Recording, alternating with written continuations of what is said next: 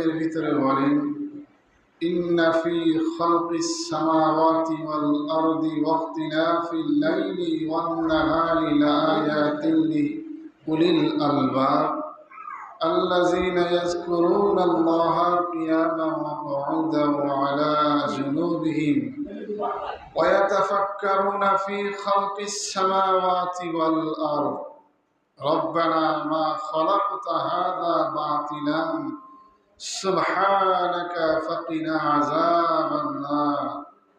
আল্লাহ তাআলা বলেন, যারা আসমান এবং জমিন, এই আসমান এবং জমিন এর মাঝে যা কিছু আছে এবং আসমানের উপরে যা কিছু আছে, আসমানের নিচে যা কিছু আছে, সব কিছু নিয়ে যারা গবেষণা করে, যারা ফিকির করে, চিন্তা করে, ধারণা করে, যেগুলো আল্লাহ তাআলা অনর্থক সৃষ্টি করে নাই, আল্লাহ তাআলা সব কিছু মানুষের কল্যাণের জন্য, মানুষের সেবার জন্য তৈরি করেছে।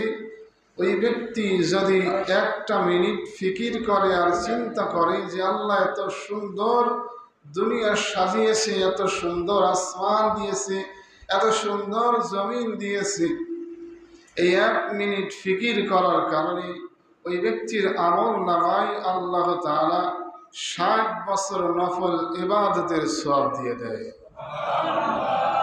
রব্বানা মা খালাকতা হাযা বাতিলান সুবহানাক। এবং ওই বান্দা বলতে থাকে, আল্লাহ তাআলা কত মহান, তিনি কত পবিত্র, সুবহানাক ফাকিনা আযাবান নার। আল্লাহ তাআলা এত পবিত্র, এই পবিত্রতা ঘোষণা দেওয়ার পরে আল্লাহ অত্যন্ত খুশি হয়। আল্লাহ তো পবিত্রই, এরপরও আল্লাহ তাআলার পবিত্রতার সার্টিফিকেট, আল্লাহ তাআলার প্রশংসা ওই বান্দা আদায় করলো, ফাকিনা আযাবান নার, এবং বলল, আল্লাহ তুমি আমাকে জাহান্নামের আগুন থেকে, কবরের আযাব থেকে, দোজখের আযাব থেকে তুমি রক্ষা করো।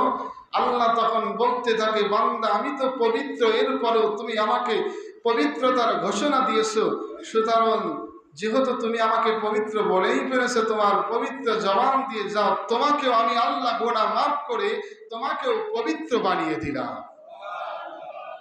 এজন্য পৃথিবী